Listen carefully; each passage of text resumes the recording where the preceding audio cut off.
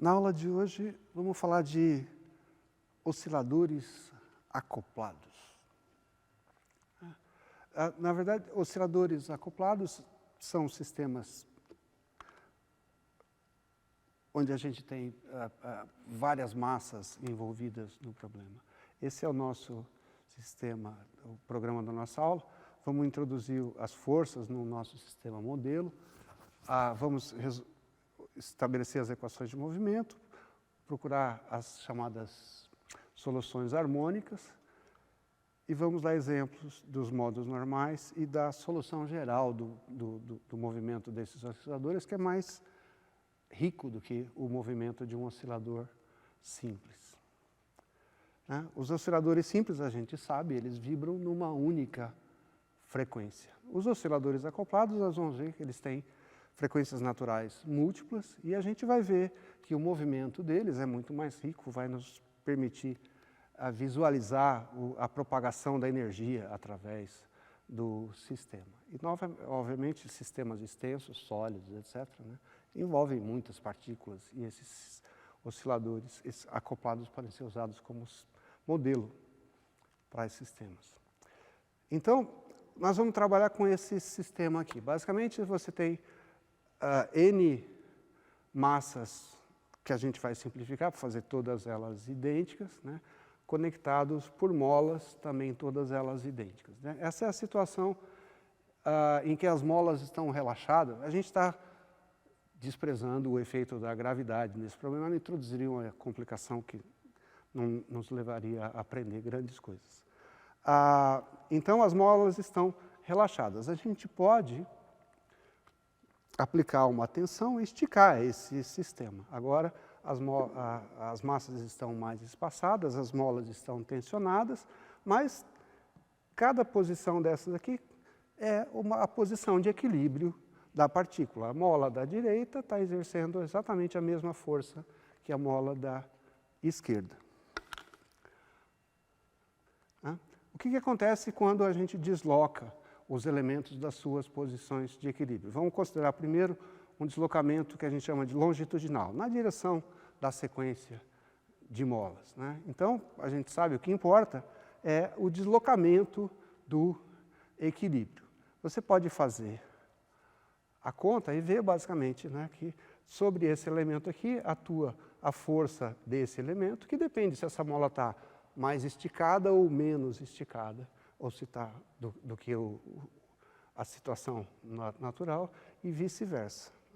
O resultado é que a tensão externa, ela contribui igualmente para a força dos dois lados, e só sobra a força desse jeito aqui. É a constante da mola, vezes a diferença do deslocamento do equilíbrio, do elemento e o próximo da frente. Se esse aqui estiver mais afastado do equilíbrio do que esse, essa mola está mais esticada e, portanto, está puxando ele para frente. E vice-versa. E o elemento, a diferença entre os deslocamentos do elemento de trás. É uma expressão bastante simples de entender.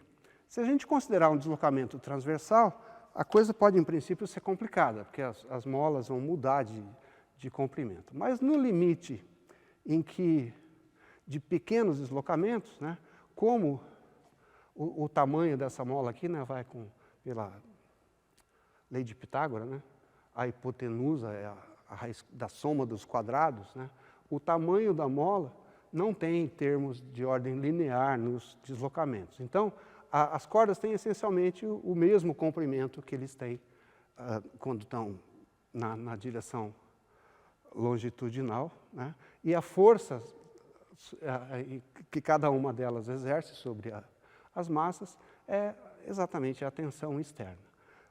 A força na direção transversal é a projeção dessa força aqui, então aparece esse termo ΔU sobre A, que é o cateto oposto dividido, aqui está dividido pelo cateto adjacente. Isso aqui basicamente é a tangente, mas para pequenos deslocamentos não tem diferença entre tangente e seno nesse caso. Então, não tem termos só tem termos de primeira ordem. E, portanto, a força, né, sobre um elemento tem exatamente a mesma forma que tem no caso longitudinal. É simplesmente essa constante, né, a tensão dividido pelo espaçamento entre as massas, vezes as diferenças de deslocamento dos elementos adjacentes, o da frente e o de trás. Ou seja, para pequenos deslocamentos, né, o problema de deslocamentos longitudinal ou transversal, em qualquer de duas direções transversais, são o mesmo, né? Basicamente, você tem a mesma equação e a gente escreve a coisa aqui de uma forma genérica. A gente define essa constante aqui, que no caso de um deslocamento longitudinal é raiz de K sobre M. No caso de um deslocamento transversal, é simplesmente raiz de T0 sobre MA. Ou seja, é a mesma equação para as três direções possíveis de deslocamento. E, de novo, né, os deslocamentos, as várias componentes dos deslocamentos não interferem em primeira ordem. Então, no limite de baixas amplitudes, né, as equações de movimento são independentes para deslocamentos na direção x, y ou z. Então, a gente tem exatamente a mesma equação, e essa equação diferencial que segue da lei de Newton, né? A aceleração é isso daqui. E você tem uma equação dessas aqui para cada uma das massas do sistema. Então, você tem, num sistema onde você tem n massas, né, você tem n equações diferenciais lineares, né, onde as funções entram nas várias... A gente chama isso de equações acopladas, mas elas são equações lineares e homogêneas. São equações do tipo do oscilador harmônico, né? Só que um conjunto delas interdependentes, né? Esse problema geral vira um problema de autovalores e autovetores que vocês vão resolver em álgebra linear mais para frente, né? Aqui a gente pode estender o sistema, né, chamar os índices J igual a 0, né, como o suporte da esquerda, e J igual a n mais 1, o suporte da direita, que a gente está supondo fixos. Tá certo? Bom, esse sistema de equações, né, tem infinidades de soluções. Certo? Mas a gente vai procurar as soluções simples, né, as soluções harmônicas. Soluções harmônicas são soluções onde cada elemento vai ter uma equação horária desse tipo, ou seja, cada elemento, todos os elementos executam um movimento harmônico simples, com a mesma frequência e fase, né? A única coisa que distingue um elemento do outro é esse fator aqui, a amplitude, essa constante que vai aqui na frente. A fase e a frequência devem ser os mesmos. É claro, né, que quando você substitui essa forma de função na equação diferencial, né, simplesmente cada função, a aceleração é simplesmente cada função multiplicada por menos ômega 2. Você põe isso na equação, os fatores temporais aqui são todos comuns, eles simplesmente se repetem, né, e se cancelam, e você obtém equações, né, envolvendo simplesmente os coeficientes CJ, que são essencialmente números, certo? É um tipo de equação, né? Isso aqui é um sistema de equações lineares homogêneo, né? Você tem N equações do sistema, para esse sistema, onde N é o número de massas no sistema. Né? Bom, essa equação ela já foi resolvida há muito tempo, ela pode ser resolvida de várias maneiras, né? Eu só vou mostrar, né, uma das soluções é baseada nessa coisa aqui. Aparece de novo em nosso auxílio as funções seno e cosseno, né, que são as funções harmônicas, né? Então, basicamente, né, essa é uma identidade trigonométrica simples, né,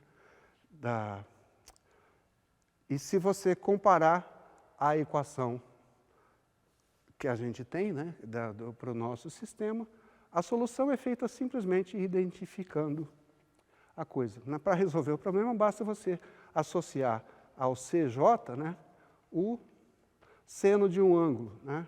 E o CJ mais 1, o seno desse ângulo mais delta, ou menos delta no outro caso, simplesmente. Então, a solução do problema tem essa cara, né? Basicamente, você escolhe um CJ, onde a gente distingue uma constante aqui, né, que leva à dimensionalidade do sistema, e esse γJ aqui é um número, né, que vai ser associado à amplitude. A gente chama de fator de amplitude, é simplesmente isso daqui, né? O argumento dos senos aqui são uma sequência aritmética, né? Cada elemento tem um ângulo de fase mais delta e assim por diante, né? Colocando essa coisa na expressão da frequência que aparece lá, né, você obtém essa coisa aqui. Você pode verificar, né, que essas soluções, né, dependem desse parâmetro delta aqui, né, e só são distintas as soluções com delta nesse intervalo aqui. Você pode verificar, se você escolher um delta fora desse intervalo, você vai estar repetindo uma solução que já existe aqui. Então, basicamente, né, escolhido um delta entre 0 e π, né, ele determina a frequência, né? A frequência varia entre 0 e 2 ômega 0, onde o ômega 0 é a constante associada ao problema que você está estudando, a longitudinal ou transversal. Mas onde começa a sequência, né, dos tetas, o seno de θ0 mais j delta, ficou indeterminada. Ela é determinada pelas chamadas condições de contorno. No nosso caso, né, os dois suportes são fixos, né? Portanto, a função deve fazer com que eles sejam identicamente nulos, independentemente do tempo, né? Então, para fazer isso, basta escolher θ0 como 0. Então, a sequência dos fatores de amplitude é simplesmente o seno de um múltiplo inteiro de delta, né, o j correspondente à massa. Do outro lado, né, na outra ponta, o seno de n mais 1 delta tem que ser 0. Significa que n mais 1 delta tem que ser um múltiplo de π, né? O seno é 0 para 0, π, 2π, 3π e assim por diante. Ou seja, as condições de contorno fazem com que a gente não possa escolher qualquer delta entre 0 e π, mas apenas uma série, né, de um múltiplo inteiro de uma certa quantidade, né? Essa quantidade é π sobre n mais 1. Então, para cada valor permitido desse delta, a gente associa, isso vai determinar uma frequência e uma sequência de fatores de amplitude, e, portanto, isso caracteriza, cada um desses deltas caracteriza um modo normal de vibração. Como o delta, né, o delta só pode variar entre 0 e π, né? Só existem n deltas diferentes aqui, então um sistema com n massas vai ter n modos normais de vibração. N modos longitudinais, n modos numa direção transversal e n modos numa outra, cada um com uma frequência característica. Os fatores de amplitude, né, vão com seno de j delta, né? Então, o j delta vai entre 0 e n vezes π. Então, no modo fundamental, né, com n igual a 1, o j delta só pode estar entre 0 e π. No segundo modo, pode estar entre 0 e 2π e assim por diante. Recapitulando, né, escolhido o modo normal de oscilação, você tem o fator de amplitude determinado para cada um dos elementos de massa do sistema e a frequência determinada, né? As constantes de C e φ são arbitrárias, né? O movimento do elemento J é um movimento harmônico, que a gente pode escrever desse jeito ou desse jeito, como a gente está acostumado, separando a parte aqui que está associada com a posição inicial e com a velocidade inicial. Então, essa é a solução do nosso problema. Só para olhar, né, num caso simples, você pega um sistema com uma única massa, né, você substitui, você vê isso daqui. Né? Então, a frequência do módulo fundamental vai ser raiz de 2K sobre M, do módulo longitudinal, e do outro lado, raiz de 2T0 sobre MA. A gente pode ver essa situação aqui. Basicamente, esse sistema só tem uma frequência, n igual a 1. Essa é aquela curva de ômega em função de delta. Né? Dá esse fator de amplitude único. Aqui você tem simplesmente um oscilador simples, como a gente tinha. A constante de mola é a raiz de 2K sobre M, né? Porque essa mola, quando se move, essa massa, quando se move, ela puxa uma mola enquanto estica a outra. Então, a constante de mola efetiva aqui é 2K, por isso que a frequência é raiz de 2K sobre M. Só que aqui a gente também tem um módulo transversal de oscilação, né, cuja frequência tem a mesma estrutura, só que depende da tensão T0. Quanto maior a tensão, maior essa frequência. Quanto menor a tensão, menor. Mas é um movimento harmônico simples. No caso de n igual a 2, né, os valores da amplitude não são o valor central, mas são dois valores idênticos. Então, o fator de amplitude para a massa 1 é igual ao fator de amplitude da massa 2. E, portanto, esse é um modo de oscilação simétrico. As massas se mexem desse jeito. A frequência dá ômega 0, raiz de K sobre M, porque, basicamente, a mola central não é solicitada nesse tipo de movimento, né? E você tem duas molas, as duas molas laterais, você tem duas massas. Então, a frequência é raiz de 2K sobre 2M. No segundo modo, agora, o seno do fator de amplitude completa um período inteiro, né? E os fatores de amplitude das duas massas têm sinais opostos. Né? Esse é um modo em que as massas vibram em oposição de fase, portanto, solicitando as três molas simultaneamente. A frequência é uma frequência mais alta, né, que é raiz de 3 ômega 0. A gente pode seguir aqui, você simplesmente mostrar uma sequência para um sistema com 7 molas. Né? Para cada uma, no modo fundamental, as frequências, os fatores de amplitude têm todos o mesmo sinal, só mudam em tamanho. Né? O fator inicial é mais alto no centro. Aqui, a corda é dividida em dois lados, né, onde os fatores de amplitude têm sinais opostos. Em particular, nesse caso aqui, esse ponto do centro, ele não se move. Né, a amplitude dele é nula. E assim, essa sequência, né, até o 7º modo de vibração desse sistema, né, onde os fatores de amplitude de massas consecutivas têm sempre o sinal trocado. As molas são solicitadas da maior maneira possível, né, e isso dá origem à máxima frequência natural de oscilação do sistema. Bom, esses são modos normais de vibração, né, em que todos os sistemas realizam um movimento harmônico. Esse é um tipo de movimento muito específico do sistema. Né?